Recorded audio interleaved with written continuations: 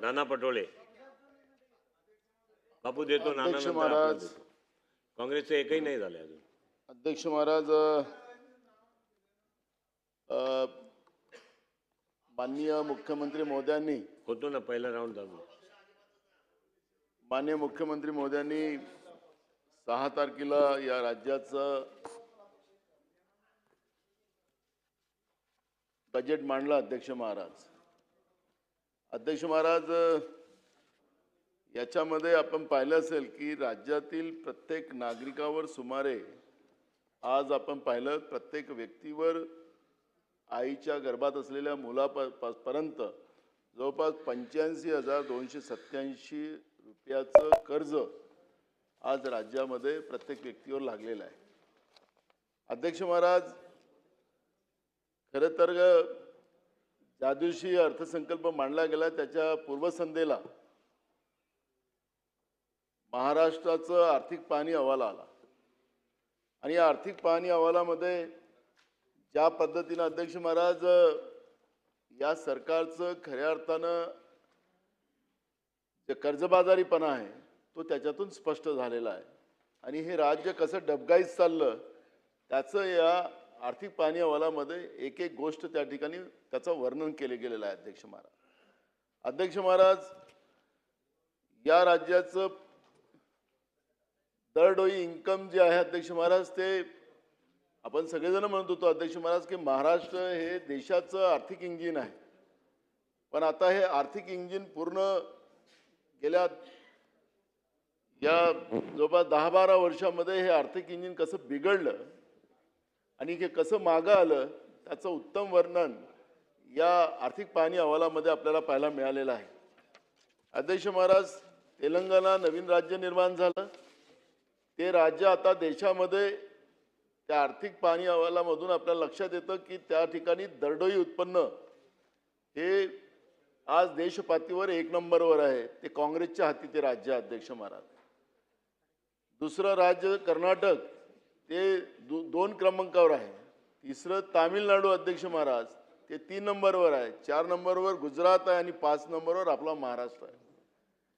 अध्यक्ष महाराज, आम्ही किती पुलं बांधले, किती उड्डाण पुलं बांधली, किती आम्ही समृद्धी मार्ग केले, किती शक्ती मार्ग केलेत, पण या राज्यातला माणूस मुठभर लोक श्रीमंत होत असतील आणि या राज्यातला प्रत्येक माणूस गरीब होत चालला असेल आणि तो कर्जाच्या खाली दबत असेल तर त्याला विकास असा म्हणत असेल ते या सरकारलाच लकलब आहे.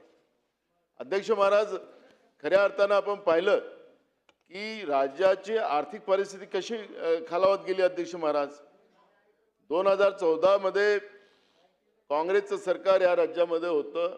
त्याच्यानंतर आपलं फडणवीस साहेबांचं सरकार आलं आणि तेव्हापासून जर पाहिलं की अध्यक्ष महाराज 2 लाख कोटीचं कर्ज या महाराष्ट्रावर 2014 पर्यंत होतं. गेले 50 वर्ष. अध्यक्ष महाराज, त्याच्यानंतर आपण पाहिलं की कर्जाचा बोजा अशा झपाट्यानं वाढला अध्यक्ष महाराज की आता आपण जवळपास 11 लाखाच्या वर आपण आता 11 लाख कोटीच्या वर कर्जामध्ये आता आलेलो आहोत. 2 लाखावरून आपण 10 वर्षामध्ये 11 लाख कोटीच्या कर्जामध्ये आपण आलो. तर अध्यक्ष महाराज, हे पैसे कोणावर खर्च केलेत त्याचं एक खऱ्या अर्थाचं माहिती पुस्तकच, त्याला आपण श्वेतपत्रिका म्हणतोय, माननीय मुख्यमंत्र्यांनी जाहीर केलं पाहिजे की कुठल्या कामावर ते पैसे खर्च केलेत. ते उद्योगपत्यांसाठी खर्च केलेत, बिल्डरांसाठी खर्च केलेत का सामान्य माणसासाठी खर्च केलेत. आणि सामान्य माणसासाठी खर्च केले असते तर महाराष्ट्राचं दरडोई उत्पन्न कमी झालं नसतं अध्यक्ष महाराज.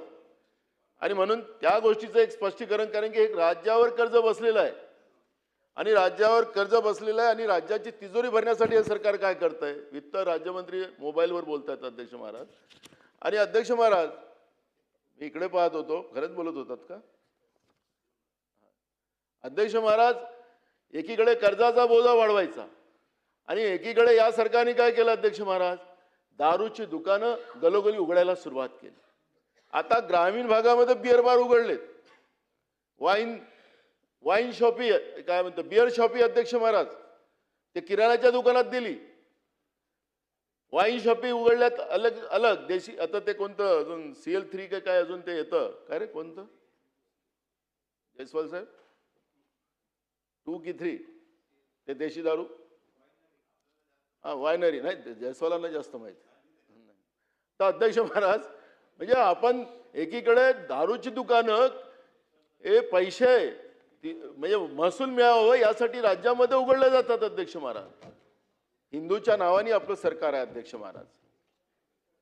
साहेब, आपण समर्थन करणार काय दारूच्या दुकानाचं?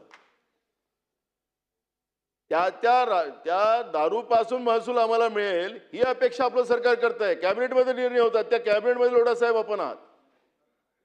किती दुकानं उघडली या राज्यामध्ये तुमचं सरकार आल्यानंतर? गलोगली दुकानं उघडली, व्यसनाधीन समाज निर्माण करायला निघालात आणि त्या महसुलापासून हे राज्यातलं कर्ज कसं चुकवता येईल याचा प्रयत्न हे सरकार करते अध्यक्ष महाराज. अध्यक्ष महाराज, तरुण पोरांना दारूच्या व्यसनामध्ये गुंतवण्याचं पाप हे सरकार करते अध्यक्ष महाराज. आणि म्हणून मी पुन्हा अजून म्हणेल अध्यक्ष महाराज की या सरकारने घेतलेल्या कर्जाचा पूर्ण अहवाल, कोणाकोणाला हे पैसे दिलेत, कशावर खर्च केलेत, याची माहिती या राज्याच्या जनतेला या सरकारने द्यावी. आणि हे दारूची दुकानं कशासाठी तुम्ही उघडतात गावागावात त्याची माहिती सुद्धा या सरकारने राज्याच्या जनतेला द्यावी अध्यक्ष महाराज. यांच्याजवळ अध्यक्ष महाराज आपण म्हणजे यांचं आपण पाहिलं की कर्जाचा ओझा असा झपाट्याने कसा वाढला राज्यात. 2022-23 अध्यक्ष महाराज, त्यावेळेस राज्यावर या लोकांनी 7 लाख कोटीचं कर्ज या राज्यावर घेतलं अध्यक्ष महाराज. अध्यक्ष महाराज, असं करता करता अध्यक्ष महाराज आता आपण पाहतोय की या सरकारने जो काही आता हे कर्ज परतफेड करण्यासाठी ज्या पद्धतीने काही पावलं उचलण्याचा काही प्रयत्न करायला निघालेत, पण हे अध्यक्ष महाराज एखादं कापड एकदा हे झालं की त्याला इकडे शिवायला गेलं तर दुसरीकडे टोपा लागते, तशी परिस्थिती या सरकारची झाली अध्यक्ष महाराज. आणि म्हणून माझी आपल्याला या निमित्तानं एक भूमिका आहे अध्यक्ष महाराज की या सरकारने जसं आपण पाहिलं अध्यक्ष महाराज की 2026-27 साठी अर्थसंकल्पात 7,69,467 कोटी रुपयाची तरतूद करत असल्याचं त्यांनी सांगितलं अध्यक्ष महाराज. 2026-27 साठी महाराष्ट्राचं सकल राज्य देशांतर्गत उत्पन्न GSDP 54,08,594 कोटी रुपये असण्याचा अंदाज असून तो सन 2025-26च्या तुलनेत 6.3% होणे अपेक्षित आहे अध्यक्ष महाराज. 2026-27 मध्ये महसुली खर्च आणि करज परतफेड वगळून 6,56,651 कोटी रुपयाचा अंदाज आहे, जो 25-26च्या सुधारित अंदाजापेक्षा 2.83% अधिक आहे. शिवाय राज्याकडून वर्षभरात 1,50,381 कोटी 32 लाख रुपयाचे कर्ज घेतले जाणार आहे. अध्यक्ष महाराज, 26-27 साठी एकूण महसुली जमा कर्ज वगळून 6,16,097 कोटी रुपये असण्याचा अंदाज आहे. सन 2025-26च्या सुधारित अंदाजाच्या तुलनेत 2.37% वाढ अपेक्षित आहे अध्यक्ष महाराज.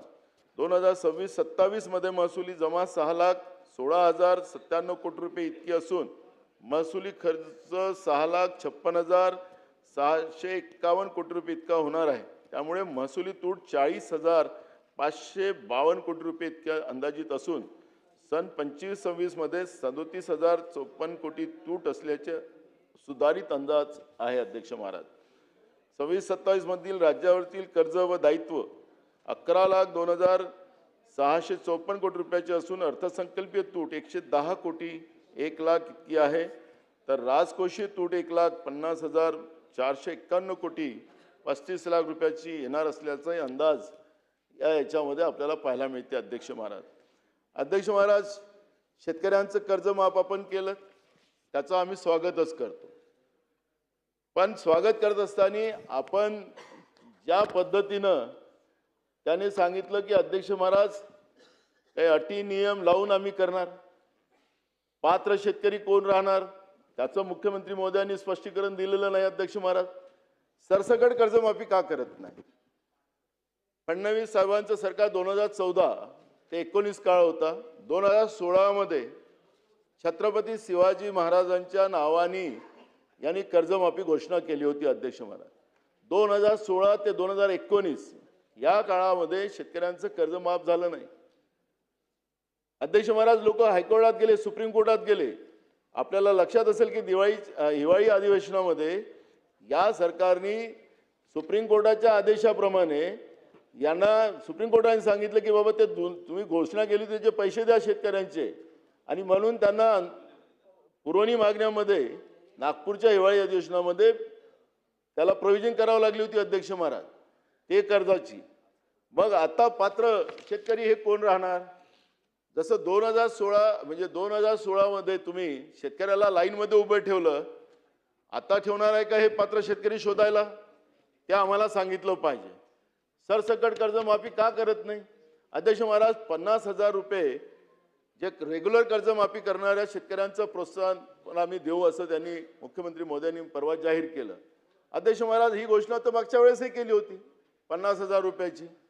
ते पैसे द्यायला अजूनपर्यंत द्यायलाच आहेत अनेक शेतकऱ्यांचे. मग आता हे देणार की नाही देणार याचं स्पष्टीकरण दिलं पाहिजे. मग अशी वळसे पाटलांनी सांगितलं की 31 मार्चमध्ये आमचा शेतकरी थकीत होणार. मग 31 मार्चला थकीत होणार आमचा शेतकरी, तुम्ही सप्टेंबरपर्यंत कर्जमाफी करणार आहे. मग आता हे शेतकरी आता सगळे थकीत होतील, सेवा सहकारी संस्था सगळ्या संपुष्टात येतील, बँका आमच्या सगळ्या अडचणीत येतील.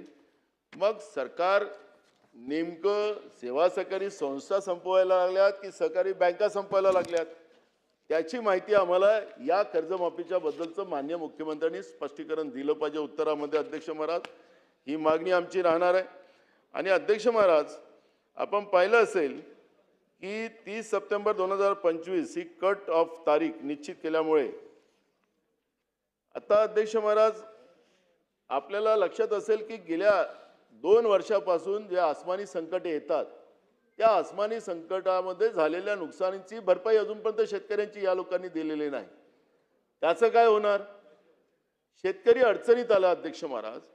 आणि खरं तर मगाशी आपल्याला लक्षात असेल अध्यक्ष महाराज की माननीय मुख्यमंत्री महोदयांनी जेव्हा बजेट मांडत असताना, अर्थसंकल्प मांडत असताना महात्मा ज्योतिबा फुलेंचा उल्लेख करून या बजेटची सुरुवात केली अध्यक्ष महाराज. अध्यक्ष महाराज, खरं तर महात्मा ज्योतिबा फुल्यांनी शेतकऱ्यांचा आसूड या पुस्तकामध्ये आद्यापेक्षा जास्त खर्च जे करी ती ऋणकरी होती जीवा काच. अध्यक्ष महाराज, त्याचा अर्थ असा होतो की उत्पन्नापेक्षा जास्त जो खर्च करतो तो कर्जबाजारी होतो आणि त्यामुळे जीवाला त्रास होतो आणि त्या याच्यामध्ये अध्यक्ष महाराज शेतकरी आपली आत्महत्या करतो, अशी भूमिका त्या ठिकाणी मांडलेली आहे अध्यक्ष महाराज. अध्यक्ष महाराज, आज आपण पाहतोय मी धान उत्पादक शेतकरी आहे. अध्यक्ष महाराज, सरकारने काय केलं की समर्थन मूल्याचे केंद्र उघडले, ते वेळेवर उघडत नाही. या सरकारचं धोरण तसं नाही आहे. 1 ऑक्टोबरला धान खरेदी केंद्र उघडले गेले पाहिजेत हे धोरण आहे. पण सरकार उघडतं जानेवारीमध्ये उघडलं. शेतकऱ्यांचं पीक निघाल्यानंतर दिवाळी असते, सगळे सण असतात, शेतकऱ्यांचं कर्ज सावकाराचं असेल कोणाचं असेल उधारी द्यायची असते तर तो व्यापाराला विकतो आणि मग हे सगळं त्याचा धान जो आहे व्यापारी घेतो आणि मग त्या केंद्रावर तो विकतो. अशा पद्धतीची व्यवस्था आहे. सरकार या धोरणाला बरोबर आणणार की नाही आणणार? अध्यक्ष महाराज, अजूनपर्यंत धान खरेदी झाली नाही, केंद्रावर धान पडलेलं आहे आणि सरकारचं जे लिमिट आहे, केंद्र सरकारची जी लिमिट असते ते लिमिट अजून आलीच नाही. लाखो क्विंटल धान त्याच्यामध्ये नागपूर जिल्ह्याला काहीतरी परवानगी दिली म्हणतात, तरी नागपूर जिल्ह्याला महसूल मंत्री राहतात, अर्थ राज्यमंत्री राहतात, नागपूर जिल्ह्यात मुख्यमंत्री राहतात. म्हणून नागपूर जिल्ह्याला तुम्ही जे धान खरेदीचं लिमिट आणून टाकलं आणि मग भंडारा, गोंदिया, गडचिरोली, चंद्रपूर जिल्ह्याच्या शेतकऱ्यांना वाऱ्यावर सोडलं काय? त्याचं उत्तर आपल्याला द्यावं लागेल. हे लोकांचे शेतकऱ्यांचे धान पडलेले आहेत ते केव्हा घेणार आपण? आता आमच्याकडे उन्हाळी हंगाम चालू झाला, शेतकऱ्याजवळ पैसे नाही आणि म्हणून मग अशा परिस्थितीत दिसतं धान उत्पादक शेतकऱ्यांचा प्रश्न नाही अध्यक्ष महाराज. ज्या पद्धतीनं राज्यातला कांदा उत्पादक शेतकरी असो, भाजीपाल्याचा शेतकरी असो, कापूस पिकवणारा शेतकरी असो, सोयाबीन पिकवणारा शेतकरी असो, ज्वारी पिकवणारा शेतकरी असो, अध्यक्ष महाराज आता आदरणीय मोदी साहेबांनी जो करार केला अमेरिकेबरोबर आणि त्याच्यामुळे काय झालं अध्यक्ष महाराज की सरळ सोयाबीनचा भाव 1,500 रुपयांनी पडला, कापसाचा भाव 2,000 रुपयांनी कमी पडला. काय राज्य सरकार हे शेतीप्रधान राज्य आहे. हे शिवाजी महाराजांचं नाव घेऊन आपण राजकारण करत असू तर शिवाजी महाराज म्हणायचे की शेतकऱ्याच्या भाजीच्या देठाला धक्का लागला तरी हातकलम केलं जाईल, ही भूमिका शिवाजी महाराजांची होती. तुमच्या राज्याच्या शेतकऱ्याला लुटलं जातंय आणि तरी तुमची पाठ आपणच आपल्या हाताने थोपटता तुम्ही. ओ शेतकऱ्यांसाठी नेमकं काय करणार आहे? दरडोई उत्पन्नासाठी तुमचं सरकार काय करणार आहे? उड्डाण पुलं, शक्ती मार्ग, समृद्धी मार्ग बांधा कमिशनसाठी, मलाई खाण्यासाठी, पण दरडोई उत्पन्नासाठी तुम्ही काय करणार आहात? सर्वसामान्य लोकांसाठी तुम्ही काय करणार आहात? त्याचं या अर्थसंकल्पामध्ये कुठेही प्रतिबिंब आपल्याला पाहायला मिळत नाही. त्याची भूमिका या ठिकाणी स्पष्ट सरकारने केली पाहिजे. बेरोजगारांचे हाल अजून खराब आहे. माझं तर सरकारला एक मागणी आहे अध्यक्ष, मी नाना पाटेकरचं परवा एक पाहत होतो सोशल मीडियावर. तो तर म्हटलं तुम्ही दारूचे दुकान उघडता तर शेतकऱ्याला गांजाची शेती करायला परवानगी द्या ना, द्या ना. मग तुम्ही राज्य समजा नशायुक्त करायला निघाले असाल, मग शेतकऱ्याला परवडणारी शेती करू द्या ना, मग गांजाची शेती करू द्या ना. मग त्यांना तुम्ही परवानगी देणार नाही. शेतकऱ्यांच्या टाळूवरचे लोणी खाणारे तुम्ही लोक झालात का? हा प्रश्न या निमित्तानं निर्माण या ठिकाणी होत आहे. आणि मग एखादा सिने कलाकार सांगत असेल, नाना पाटेकर सारखा महाराष्ट्रीयन माणूस सांगत असेल की या राज्यामध्ये गांजाची शेती करायची परवानगी दिली पाहिजे, तुम्ही दारूची दुकानं उघडतात, तर मग तुम्ही दारूची दुकानं बंद करा. आता तुमचे कॅफे हाऊस जास्त चालायला लागलेत, तिथं गांजा चालला, तिथं अफीम चाललं आणि म्हणून मग तुम्ही सगळी तरुणाई या महाराष्ट्रातील संपायला निघालेत असं म्हणावं लागेल. आणि म्हणून मी आपल्याला या निमित्तानं सांगेल की या तुम्ही तरुणाई बर्बाद करायचं काम जे करतात ते थांबवलं पाहिजे. बेरोजगारी ज्या पद्धतीने वाढते आहे, ती बेरोजगारी थांबवण्यासाठी तुमच्या काय उपाययोजना आहेत ते अर्थसंकल्पात स्पष्ट होत नाही अध्यक्ष महाराज. ज्या पद्धतीनं दाऊस वगैरे सगळे उदाहरण आपण दिलेत अध्यक्ष महाराज, आपण पाहिलं असेल की या आपलं अध्यक्ष महाराज ज्या पद्धतीनं महाराष्ट्राचा आर्थिक पाहणी अहवाल जेव्हा आला अध्यक्ष महाराज, त्याच्यामध्ये आपल्याला लक्षात येतं अध्यक्ष महाराज की जे आपण दाऊसला जाऊन करार केलेत, लोढा साहेबांचे करार दाऊसमध्ये झालेला अध्यक्ष महाराज. तर अध्यक्ष महाराज त्याचं आपण प्रमाण पाहिलं त्या याच्यामध्ये, तर अध्यक्ष महाराज ते नाम मात्र आहे आर्थिक पाहणी अहवालामध्ये. हे फक्त आकडे फुगवून दाखवलेले या सरकारने. आणि म्हणून अध्यक्ष महाराज वास्तविक काय किती करार आपण केले तेवढे वर्षात आणि ते उद्योग किती उतरलेत तिथं स्थितीला आणि किती लोकांना रोजगार दिलेत याची माहिती सरकारने दिली पाहिजे ना. नाही तर दाओसला जाऊन एकनाथ शिंदे साहेबांचं विमान पडायला निघाले होते म्हणे तिथं. परवा ते आमचे विधिमंडळातले सदस्य सांगत होते आणि तेही म्हणाले एकनाथ शिंदे साहेब की हो मला धोका व्हायला लागला होता तिथं. म्हणून अध्यक्ष महाराज हे दाओसला जाऊन मुख्यमंत्र्याचं समजा तिथं उपमुख्यमंत्र्याचं जर ॲक्सिडेंट आहे की आता अपघात आहे ते अजून म्हणजे काय घटना आहे अजितदादाचं ते अजून स्पष्ट होत नाही आहे. अजून राज्य सरकारने गुन्हा दाखल केला नाही. CBI म्हणतो CIDची चौकशी चालू केली. आपल्या नवीन उपमुख्यमंत्री महोदयांनी CBIची मागणी केली. अजूनपर्यंत CBIची मागणीची काहीच मान्यता मिळाली नाही अध्यक्ष महाराज. नेमकं घातपात आहे की अजून काय त्याचं काही नाही. पण एकनाथ शिंदेच्या जे मुख्यमंत्री असताना एकनाथ शिंदे साहेब त्यांच्या विमानालाही दाओसमध्ये जाताना पाडण्याचा प्रयत्न झाला होता असं या सदनाचे सदस्य सांगत होते आणि त्यांनी ते मान्य पण केलं असं सांगत होते. तर म्हणजे अध्यक्ष महाराज या दाओसमध्ये जाऊन काही आपल्याला फायदा काय होतोय? आपल्याला मुंबईच्याच लोकांसोबत करार करायचा असेल तर राज्याच्या जनतेचे पैसे खर्च करायचा अधिकार काय आपल्याला? आणि म्हणून मी या निमित्तानं आपल्याला या विषयावर अध्यक्ष महाराज, शेतीच्या मालाच्या बाजारपेठेचा एक महत्त्वाचा प्रश्न आहे अध्यक्ष महाराज. हमी भावाचा अभाव, त्याच्यासाठी सरकार नेमकं काय तरतुदी आणतील? कारण की कर्जमाफी तात्पुरतं मलम आहे अध्यक्ष महाराज, आणि दूरगामी आम्ही काही त्याच्यावर उपाययोजना करू असं मुख्यमंत्र्यांनी त्या दिवशी जाहीर केलं अध्यक्ष महाराज. पण नेमकं काय करणार? शेतकऱ्याच्या मालाला उत्पादन खर्चावर आधारित जवळपास 50% नफा हा स्वामीनाथन आयोगाच्या शिफारसीमध्ये होता अध्यक्ष महाराज, आणि सरकारने स्वामीनाथन समितीच्या शिफारसी मान्य केल्या, हे मान्य केलेलं अध्यक्ष महाराज. त्यासाठी नेमकं काय आपण 50% नफा शेतकऱ्यांना मिळवून देण्यासाठी काय उपाययोजना करणार आहात, काय ठोस तरतुदी करणार आहेत, ते आपण केलं पाहिजे. मूल्य साखळीच्या मर्यादा आवका 10 ते 15 पिकाचीच मूल्य साखळी निर्माण करणे म्हणजे इतर पिके घेणाऱ्या, उदाहरणार्थ भाजीपाला, फळे लाखो शेतकऱ्यांना वाऱ्यावर सोडण्यासारखे आहे. सर्वच पिकासाठी ही व्यवस्था का नाही?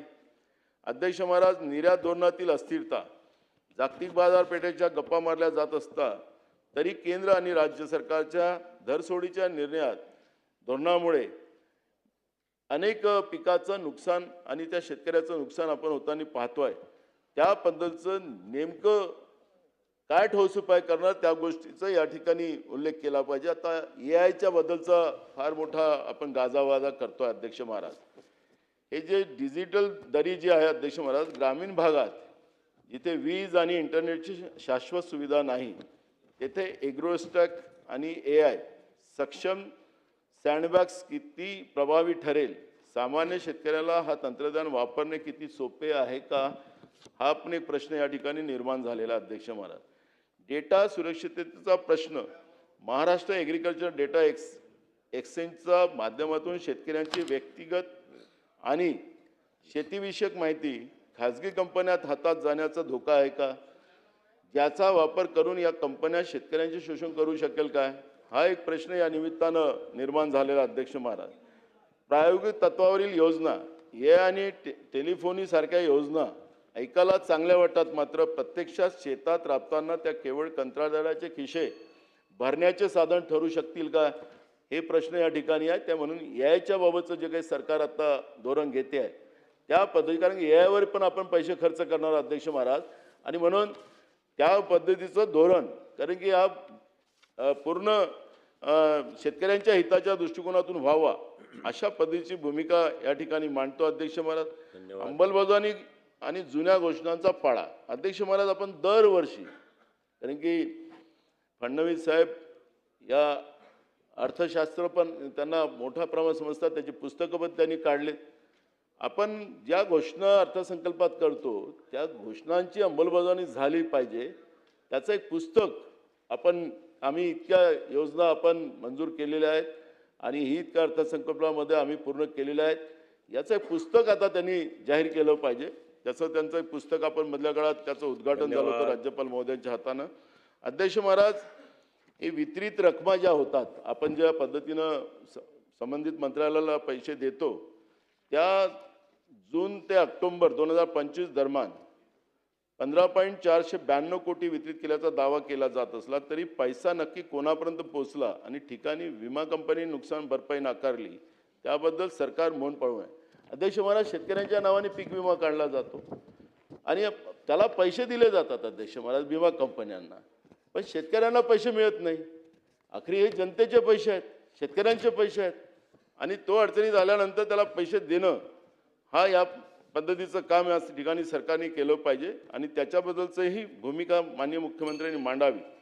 शाश्वत उपाययोजना अभाव, सिंचन प्रकल्प पूर्ण करणे, वीज जोडणीतील प्रलंबित अर्ज व शेतीसाठी दिवसा वीज उपलब्ध करून देणे यासारख्या मूलभूत प्रश्नांना बगल देऊन केवळ डिजिटल इकोसिस्टीमचे गाजर दाखवले जात आहे असं अध्यक्ष महाराज मला वाटतं. आणि मगाशी मुख्यमंत्री महोदय सांगायला की आता आम्ही पुढच्या वर्षामध्ये आम्ही दिवसा लाईन शेतकऱ्यांना देऊ, वेळ आली तर पुढच्या वर्षानंतर पुन्हा आम्ही 24 तास लाईन देऊ. पण अध्यक्ष महाराज, आज ती वस्तुस्थितीला नाही, त्या पद्धतीची भूमिका काय करणार त्याबद्दलचं सरकारने या ठिकाणी जाहीर करावं. धन्यवाद अध्यक्ष महाराज. थोडंसं आहे अध्यक्ष महाराज, थोडं जास्त नाही. अध्यक्ष महाराज, मत्स्य व पशुधन जे आहे अध्यक्ष महाराज ग्रामीण भागासाठी महत्त्वाचं आहे. अध्यक्ष महाराज आज पशुधन अध्यक्ष महाराज हे दुर्लक्षित झालेलं आहे. एकीकडे आपण गोरक्षणाचा दावा करतोय अध्यक्ष महाराज, एकीकडे गोरक्षणाचा दावा करतोय, मोठ्या प्रमाणात स्कॅटर्ड हाऊस निर्माण केले जात आहे, मोठ्या प्रमाणात तिथं कत्तलखाने निर्माण केले जातात आहे. माझा तर एक बातमी चाललेली होती अध्यक्ष महाराज, गडकरी साहेबाचं नाव त्याच्यात होतं. ते वस्तुस्थितीला काय मला माहिती नाही, पण त्यांचं नाव होतं त्या कत्तलखान्यांच्या याच्यामध्ये, त्यांचेही पैसे त्याच्यात गुंतलेले आहेत. अध्यक्ष महाराज कोणाचं आहे मला त्याच्यातलं घेणं देणं नाही, पण अध्यक्ष महाराज मोठ्या प्रमाणात नाही, मी म्हणत ते कोणाचं आहे मला माहिती नाही, पण म्हटलं सोशल मीडियाला चाललेलं होतं, त्याला सरकारने तपासावं. होय, सरकारने तपासावं, तुम्ही तपासावं, ते आलंय म्हणून सोशल मीडियाला तुम्हाला लक्षात आणून दिलेलं आम्ही. फार सिनियर लीडर गडकरी साहेबांचं नुकसान होऊ नये तेच माहिती तुम्हाला देतोय. नाही ना नाना, मग हे नाव काढ. अभिज साटम साहेब, मला कोणीच सांगा ना, मला काही अडचण नाही. मी तुम्हाला सांगत आहे, गडकरी साहेब मोठे नेते आहेत. नाना नको ना आता विषय, त्यांच्याबद्दल सांगतोय, थोडं सरकारने लक्ष घालावं, हे असं पद्धतीने चाललेलं आहे. बस एवढंच चाललं आमचं. तर तुम्ही करा ना, चला मग करू चर्चा, करू ना चला पुढे चला करू ना. चेरापुंजी आणि मला तयारी आहे माझी. नाव टाकलंय ते दोन्ही अमित साटम साहेब. सभावृत्तातून वगळण्यात यावे. अध्यक्ष महाराज, चला हे जे गोरक्षणाच्या नावाने तुम्ही 50 रुपये देता आता, नाना त्याचा कंक्लूड उल्लेख करा मी प्लीज करतो. नाना. गोरक्षणाच्या नावाने जे 50 रुपये तुम्ही देतात, मला सरकारने माहिती दिली पाहिजे, ते गोरक्षण खरेच सगळे व्यवस्थित चालले आहेत का, तिथं त्याच्याजवळ जनावरं असतात काय हे जनतेचे पैसे लुटायचं काम करताय का, राज्यामध्ये कत्तलखाने किती आपण या सरकारने निर्माण केले त्याची माहिती आपण देणार आहेत का. अध्यक्ष महाराज, गोरक्षणाच्या नावाने लूट चाललेली या राज्याच्या तिजोरीचे अध्यक्ष महाराज, हे या ठिकाणी मी आवर्जून सांगतो. धन्यवाद. दुसरा महत्वाचा प्रश्न अध्यक्ष महाराज, कंक्लूड करा प्लीज. डॉक्टर नाहीत गावामध्ये अध्यक्ष महाराज, याला मत्स्य व्यवसायामध्ये अध्यक्ष महाराज, गोड्या पाण्याच्या मत्स्य व्यवसायाबद्दल सरकारची भूमिका नेमकी काय. मी अनेकदा सांगितलं की महसूल मोठ्या प्रमाणात देऊ शकतं. गोड्या पाण्याला बीज तयार करण्याच्या दृष्टिकोनातून राज्य सरकारने खऱ्या अर्थानं जे परंपरागत मच्छीमार आहेत त्यांना अगर खऱ्या अर्थानं मत्स्य बीज तयार करण्याचं काम दिलं. मी अनेकदा सांगितलं, रेकॉर्डवर आणलेलं आहे की एक मासोळी 2 लाख बीज टाकतं अध्यक्ष महाराज, त्याचं 1 लाख तिचे पिल्लं वाचलेत, तर एक मासोळीचं पिल्लू 1 रुपयाला आणि थोडं मोठं करून विकलं तर 5 रुपयाला विकतं अध्यक्ष महाराज. एक मासोळीची किंमत 5-5 लाख रुपये होऊ शकतं. आणि हा मच्छीमार समाज जो आहे, गोड्या पाण्यावर मत्स्य व्यवसाय करणाऱ्या या मत्स्य व्यवसायाच्या लोकांना आपल्याला श्रीमंत करतात आणि त्याचा महसूल राज्याच्या तिजोरीतो, दारू विकून नाही. अध्यक्ष महाराज, माझी आपल्याला एक भूमिका आहे की त्याबद्दलची भूमिका मी माननीय मुख्यमंत्र्यालाही पत्र देऊन सांगितलेली आहे, मत्स्य मंत्री त्यांनाही सांगितलेली आहे. त्यासाठी गोड्या पाण्याच्या मत्स्य व्यवसायांसाठी आपण नेमकं काय करणार त्याच्याबद्दलची माहिती आपण द्यावी. बापूसाहेब पठारे, ना आता कंक्लूड करा, 25 मिनिटं झाली, कंक्लूड करा. मी शेतकऱ्यालाच बोलतो अध्यक्ष, मी दुसऱ्या काही बोलत नाही. मला आमचे वक्ते दुसऱ्या विषयावर बोलणार आहे, म्हणून शेतीवरच मी बोलतोय. प्राकृतिक शेती अभियान अध्यक्ष महाराज, आपल्याला लक्षात असेल अध्यक्ष महाराज की 5 लाख हेक्टर क्षेत्र प्राकृतिक शेतीखाली आणण्याचे उद्दिष्ट असले तरी रासायनिक शेतीकडून प्राकृतिक शेतीकडे वळताना सुरुवातीच्या काळात होणाऱ्या उत्पादकता घटीमुळे शेतकऱ्यांचे जे नुकसान होईल त्यासाठी कोणती भरपाई योजना दिसत नाही. अध्यक्ष महाराज, आपण पाहिलं असेल की मोठ्या प्रमाणात वन्य प्राण्यापासून मोठ्या प्रमाणात शेतीचं नुकसान व्हायला लागलेलं आहे. या अर्थसंकल्पामध्ये शेतकऱ्यांच्या शेतीसाठी कुंपण करण्यासाठी काय तरतुदी आहेत त्याबद्दलची माहिती या ठिकाणी मिळाली पाहिजे होती अध्यक्ष महाराज. धन्यवाद. आणि म्हणून मी अध्यक्ष महाराज या निमित्तानं सांगतो की हा जे अर्थसंकल्प आहे, हे अर्थसंकल्प शेतकऱ्यांच्या विरोधातलं आहे, शेतकऱ्यांच्या फायद्याचं नाही, बेरोजगारांच्या फायद्याचं नाही, मूठभर उद्योगपत्यांसाठी उद्योगपत्यांना समोर ठेवून हा अर्थसंकल्प मांडला गेलेला आहे अध्यक्ष महाराज. आणि म्हणून मी या अर्थसंकल्पामध्ये माननीय मुख्यमंत्र्यांनी त्या पद्धतीची भूमिका स्पष्ट करावी एवढंच या ठिकाणी सांगतो. आणि 2 शब्द पुन्हा. धन्यवाद. 2000